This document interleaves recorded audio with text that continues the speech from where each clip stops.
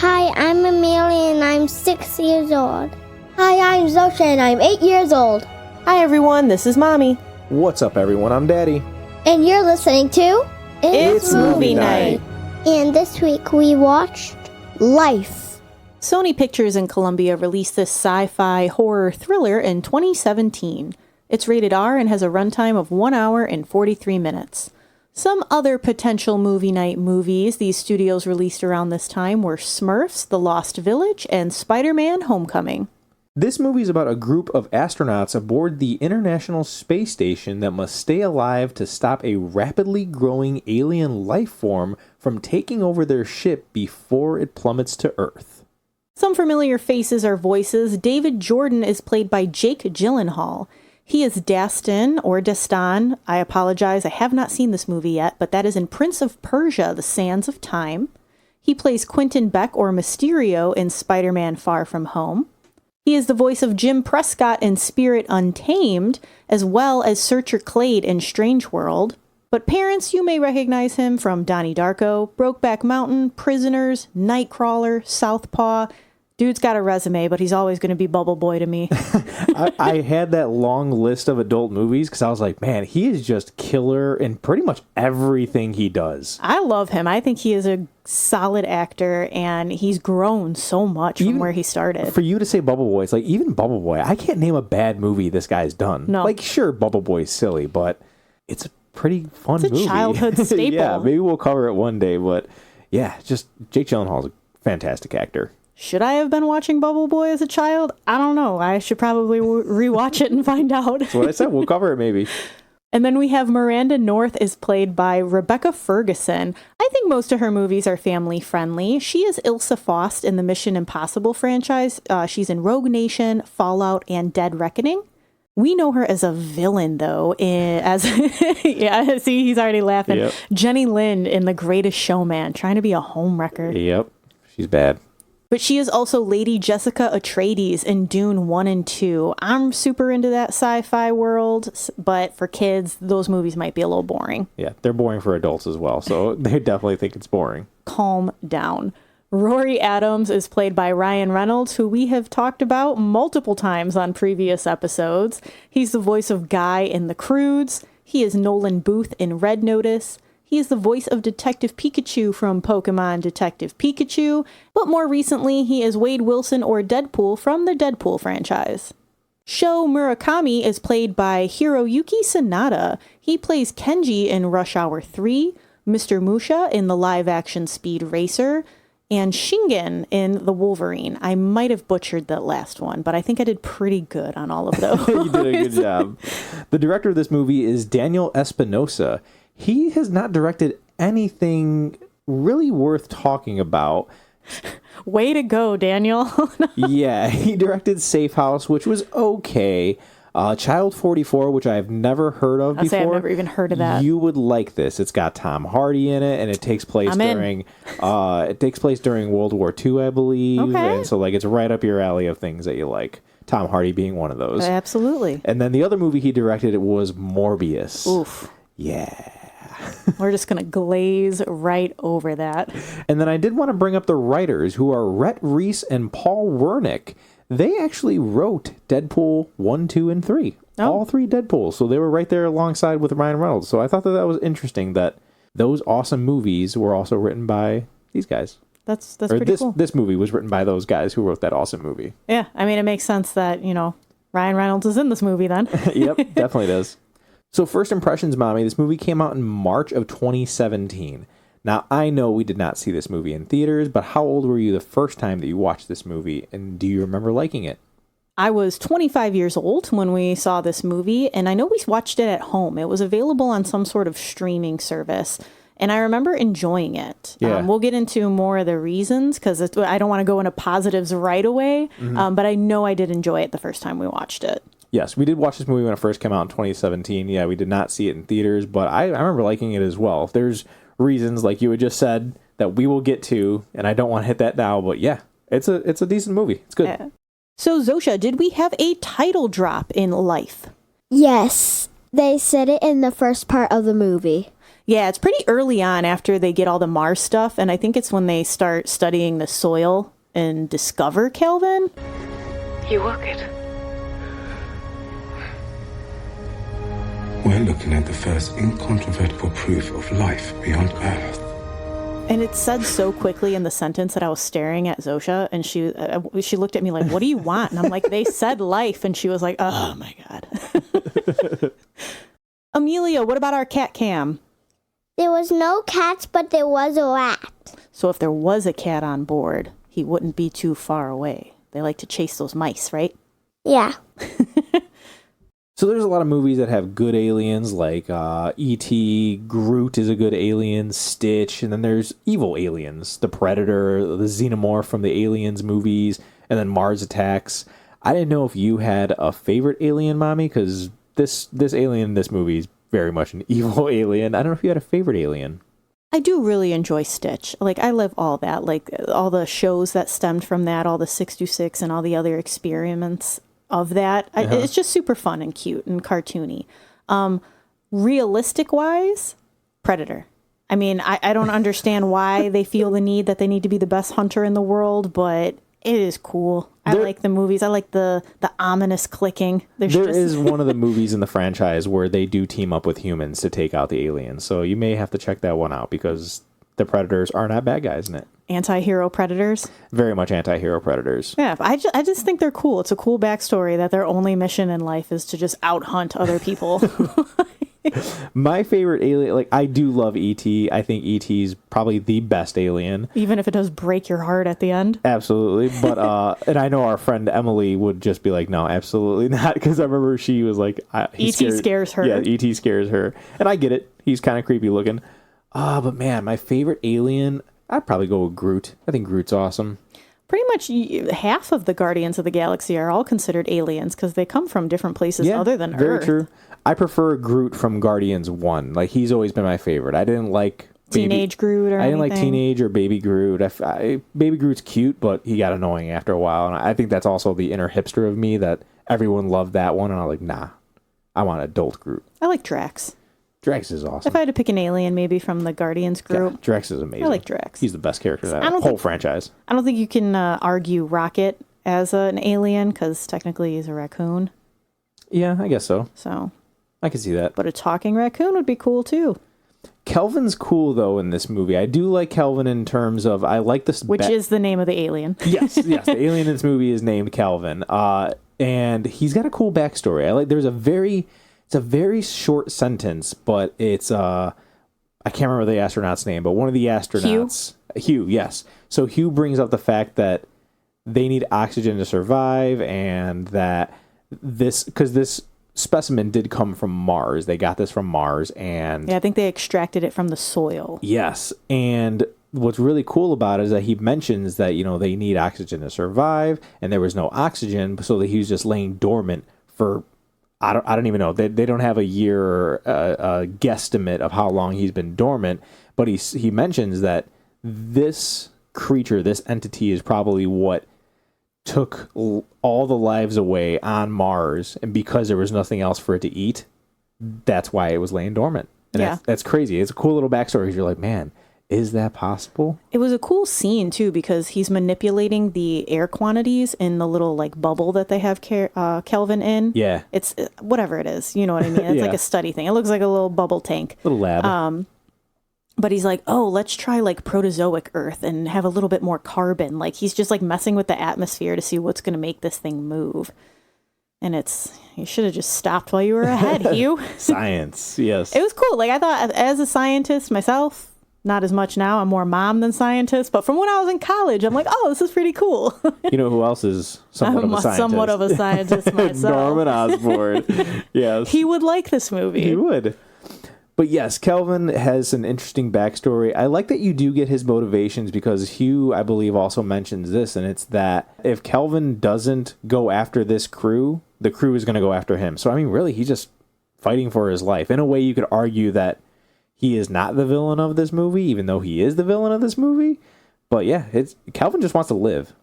Yeah, and Hugh shouldn't be electroshocking this thing because he messed up.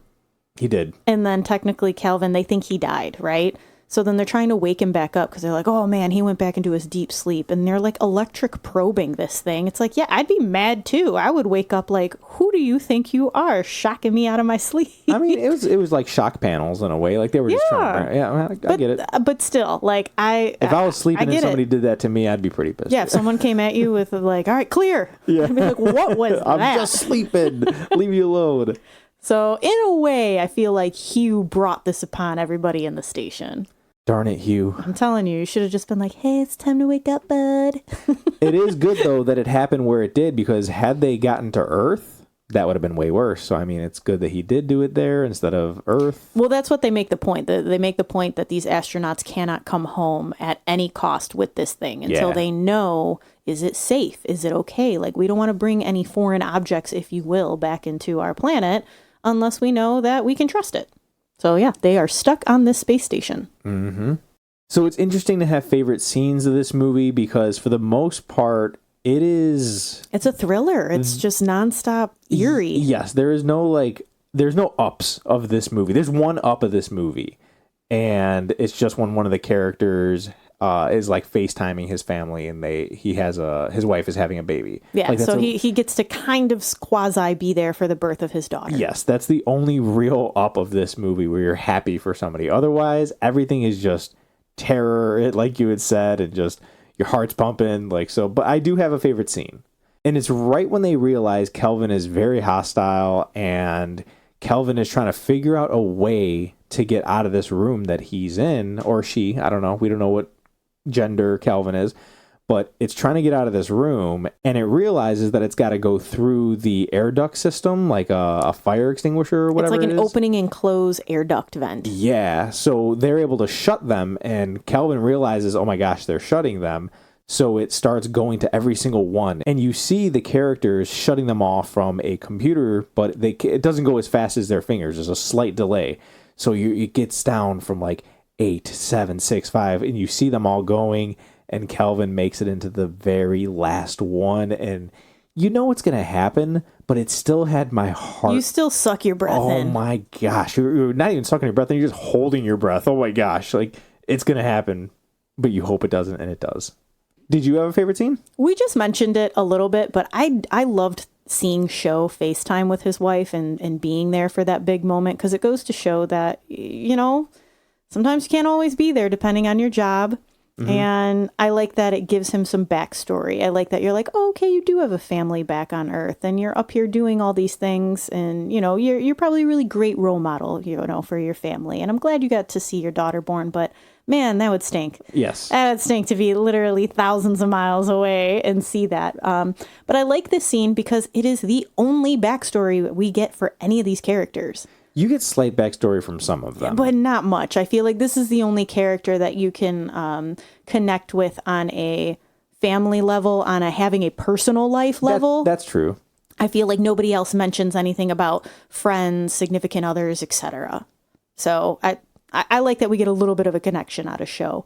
Otherwise, it's a weird favorite scene to have, but the first death in this movie is just done so well that you can't help but appreciate it, because obviously they are in space. There is no gravity. Things are floating around, and this particular character ends up coughing up blood, and you just see just the chunks of blood and clots floating, and it looks so real. What you would imagine it would look like. Yes. Like if I were in space, I'd be like, oh my goodness, like, ew, do we have a vacuum to suck that up, or what's going on here? But also, they did a great job with these effects, in my opinion. You're also getting hints of the parental guidance while we're talking about this, because there's no avoiding it. Everything's going to be a little bit more fluid in this episode. Yeah. And with that, we'll just keep rolling into the positives, because outside of the effects in this movie, it's the acting too. Like everything just came together so well. And I thought everyone did a fantastic job. I believed their fear.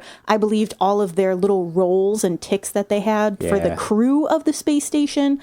I know that we even during the movie talked about the cold scene. You had brought up that Jake Gyllenhaal and Rebecca Ferguson, like they really looked cold in that like freezing scene. And I said, I wouldn't be surprised if that's all authentic. If they were just like, hey, Put that AC all the way up. I mean, I would hope that most actors have some level of method acting, and they would say, yes, I want to experience that for real. But the way that they were cold and the way that they were shivering, it had to have been heightened to some degree, or they're just awesome actors. I mean, we already talked about Jake Gyllenhaal being an awesome actor, but man, this was next level, and it was a pretty good job. Even if people don't like this movie, there's things to appreciate about it, and that's what we're talking about, anyways. Yeah, it's believable. I believe that they are going under this stress and having these things happen to them. Yeah, we've all watched a movie where you're like, okay, guy, like you are not scared at all, or you know. You had mentioned the effects as well. Like this movie, they're not filming this in space. Like the way that they make gravity work and the not gravity, I guess, portion of it, where you're floating through space and stuff like that, looks really good. Yeah, when they're exercising, because one of the characters, Hugh, you find out that on Earth he is wheelchair bound. He cannot walk. So you see the doctor and the medic and them helping stretch his legs even in space.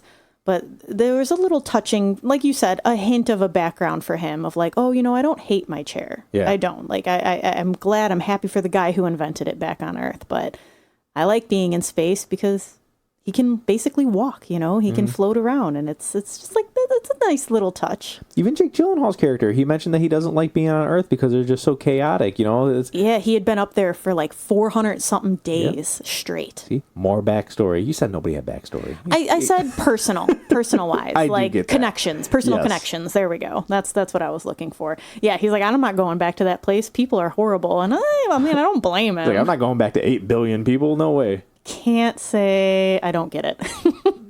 One of the things that I really like about this movie, and it is a slight spoiler, is that, sure, we watch movies like The Little Mermaid, Beauty and the Beast, and Coco, where the movie ends and you can wonder, like, oh, I wonder what happens next. However, this movie has an ambiguous ending that is a little more vague. Yeah, you can't tell 100% what's about to happen next. While some people want the answers and they want to know everything that happens, I know I did when I was a kid, we explained to the girls that, you kind of could just make up your own ending for this movie. Yes, and I know it's messed up, but I do love the fact that it's not a happy ending either. It's just a little bit more realistic for me. Mm-hmm. I know, don't get me wrong, I love me a good happy ending. I love a good tie up with a bow, neat, perfect ending, because sometimes life is bad enough. We need something happy. Yeah. But realistically, a lot of things in life don't always work out the way we want them to. And I like that this movie follows that trend of just, again, a more realistic ending that, hey, this didn't go the way we wanted it to. No, not at all. And with that, Amelia had mentioned that this is the scariest part of the movie for her. Like, yes, there's a lot of suspense, but the unplanned ending she is not a fan of. She wants that picture perfect ending. So the fact that she's like, hold on, that wasn't the plan, that's not what they said was going to happen, and I'm like, without giving away spoilers, once you see it you'll know, but it's like, yeah, she not a fan. And then Zosia did not appreciate the indoor condition of the space pod at the end of the movie. Yeah, okay. She was like, that was a no for me. We forgot to mention in first impressions of the movie that this was the girl's first watch of this. And I mean, you have probably got that because Mommy had just said that, the ambiguous ending they weren't a fan of. And this was the first movie that had an ambiguous ending like that. For them, yeah. We did watch Teen Beach Movie 2, which had kind of an ambiguous ending. But you can assume that they start dating again and everything. That's still like a happy that, movie. They've never seen a movie where it ends and you're like, whoa. But really, what happens? Yeah. And you have no answer because there's no sequel. There's nothing. It is just this standalone movie. Yes, that's right. With that, it comes, hearing all these things, there's a lot of suspense and violence, and it was good. I think this movie gets good reactions out of its audience, meaning you go, oof, when certain characters meet their maker, or you are holding your breath right along with these people in suspense, or you jump in fear. It's paired really well with the music. Yes, the score is done by John Ekstrand. And I had never heard anything from him. Unfortunately, he did do Morbius. And so it kind of slightly makes me want to go back and watch Morbius again to see if maybe the music was good. But I could also just Apple Music that and listen to it. That's true. But he also did that Child 44 movie. But I love this. Like the scene that I was talking about where, Calvin's got to get into the air ducts. The music that's going into that was just so suspenseful and so... He uses horns, he uses strings. There's a bunch of different stuff he uses.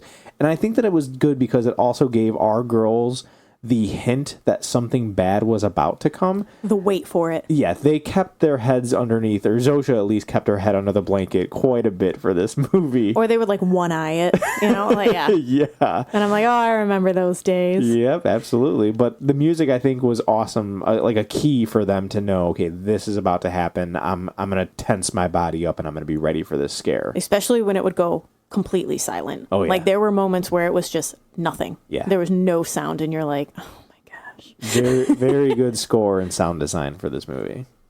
Maybe not necessarily a positive for everybody, but the last thing I want to hit on is the message. I would say that it is to be cautious of new things and your expectations. Much like our reality, not all life is friendly. You want to believe the best in people and the creatures that we come across, but some are just bad and you need to avoid that at all costs. Yeah, like you had said, creatures. That's something that I'm always very skeptic of. There's a lot of people who have their dogs walking around, and I always see kids and people being like, "Oh, he's friendly." I'm like, I don't know about that. I've had dogs come up to me, and I'll kind of shoo them away. Like it might be rude, but I'll shoo the dogs away because I don't know that dog isn't gonna bite me or attack me. So I'm like, just avoid the whole situation. Stay away, puppy. It's like certain people. You're friendly with the people you know and your family, but you might not be social to strangers. And it's the same thing with animals. Very Just true. because they like you doesn't mean they like, your whoever's friend who's coming over to visit today. They might be like, Yep. go away. Good message. And to flip over to the negatives, the front end pacing of this movie is pretty dull. There's a voiceover that explains how there was a Mars sample that drifted into space and the space station had to catch it with this mechanical arm, but the space station was also damaged from debris, and none of that was even necessary. They could have just started with the team opening the canister, and you still get the voiceover saying, "Oh, this canister came from Mars," or it doesn't even need to be a voiceover. Yeah, this was recovered from a Mars mission. Yeah, cool. They could have opened it and they could have said, "Oh, this came from Mars. Awesome." There's no need to catch the floating canister, and there's no need for the debris that damaged the ship because it doesn't play a key factor in this movie at all. Yeah, this movie could have been 10 minutes shorter and much better by just cutting that out alone. Because I feel like everything after that, 100%, we need it. It builds upon the suspense and what Calvin is and how he progresses, etc. But yeah, that whole beginning part, unnecessary and too much scientific jargon in it that we had to keep stopping to explain stuff to the girls. Yeah. So that got a wasn't little fun. bit annoying. And that's how I feel about the Alien movie. Like, I like Alien, I like Aliens, they're decent movies, but they're not my favorite of any Aliens franchise because they're just boring movies. And it's that, I've talked about it before, the 70s pacing, like, I'm just not a fan of that at all. But this movie just gets a little bit quicker to the point, and if they, like you had said, 10 minutes shorter, been perfect. Mwah, chef's kiss. Yeah, closer to an hour and a half mark. Yes. And then to go along with something I talked about in positives, as much as I think the acting is good, I didn't really care when anyone got hurt outside of show. And it's because of those personal connections. I cared about show because we at least got some backstory. We know he's got a newborn baby girl waiting for him back on Earth. Yeah. Everyone else was just kind of there, and it was just, their job or their passion. And although I don't want people to be harmed, I just didn't have that emotional connection to anyone to feel that these losses happening. It was kind of like, oh man, that stinks. Next. I get that. I also wasn't a big fan of the alien itself with Calvin. I mean, it's still scary, it's still suspenseful, and obviously extraterrestrial life is going to look different. But a clear jelly-like starfish? Really? I don't know. It was just hard for my human mind to grasp this gelled up star being a smart, murderous being. I actually really liked the design of Calvin. I thought that it was awesome that he started off like basically this amoeba of some type, and then he got bigger, and then it did turn into like the way they explain it is that he's all muscle, and all brain. Yeah, he's as well brain, as eyes. muscle, yes, and yeah. He could see everything from everywhere. Like, okay, that's an alien. That's something that we can't explain how he sees, how he works, the insides of him, nothing. And I thought that was super cool. I was fine with that versus, like, I keep bringing up aliens, but the xenomorph in Aliens is like, he has a skull, it has a skull, it's got tendons, muscles, you could see that you could break an arm or something. Like, Kelvin's bad. Like, he's scary. He is scary. There is not much you could do to stop Kelvin. No, and it's scary, but it's just, from the images that we're used to seeing as humans and being on Earth, I don't look at a starfish and go, oh no. You know, like it's not scary. The things that he is doing are scary and how almost unstoppable he seems to be are, but the shape of him itself, I'm kind of like, okay, meh. I can see that. It's like Starro. I'm like, really? You just put a giant eyeball in the middle of a star and like that's what it made me think of. Wasn't there a Pokemon like Starmie or something like that too? I don't know, because my brain just keeps going back to Suicide Squad with Starro. Okay. And what other negatives or positives come with parental guidance, Mommy? So language is moderate to severe, depending on your household. There are about 25 F-bombs in here, but given the situation, I'd be shocked if there wasn't any swearing going on because there's a lot of panic and destruction. Like, very true. So someone's going to be slipping something somewhere. Violence, big time. Clearly from this conversation, you could tell that some people meet their maker. And it all starts with breaking Hugh's hand, and it just gets worse from there. That scene is actually why Zosia wanted to watch this movie. In a way, Zosia picked this movie. I did offer it as like, hey, do you want to watch this one? We watched a trailer. Zosia saw that scene, and she goes, what happens to his hand? And I was like, I don't know. You'll have to see. And she's like, okay, let's watch that. And she picked this movie. She wanted to know what happened to Hugh. She was not happy. Nothing great. Shortly after that, we see this poor little lab rat just get disintegrated. And it's quite graphic and disturbing. Like, both the girls, I could see them physically cringing. Yeah. Like, this poor, chubby little white rat. I had forgotten about that scene. Yeah, so that got to them pretty good. One of the characters' ending happens shortly after, and we see this person choking and being destroyed from the inside out while coughing up blood. And while it looks really cool, it's hard to watch. Big time violence. Kelvin grows as he eats other beings as well, and he's mad. So he goes after every single crew member at the station. And because it's smart and evolving, its killing gets more intelligent. Like, he breaks one of these characters' suits, and it's to essentially drown this person. And it was brutal. Drowning is scary to watch. And with that, let's just go right into scary, because, you know, I could talk about the violence, Yeah. but we know it's there. All the violence in this movie is scary, guys, and there's a lot of it. It's the main point of the film. They want you to be afraid of this alien being from Mars. The dim lighting, the suspense, the palpable anxiety of these characters all come together to inflict fear on the audience. Zosia said afterwards that her chest hurt from watching this movie. Mind you, she still said it with a smile, you know? She was like, oh my goodness, that really got my heart going. So, their first little intro into horror. And then both of them did want to mention that they said that their first heart attacks were with the first death of the movie. That's where it all started for them. I can see that. So, I get it.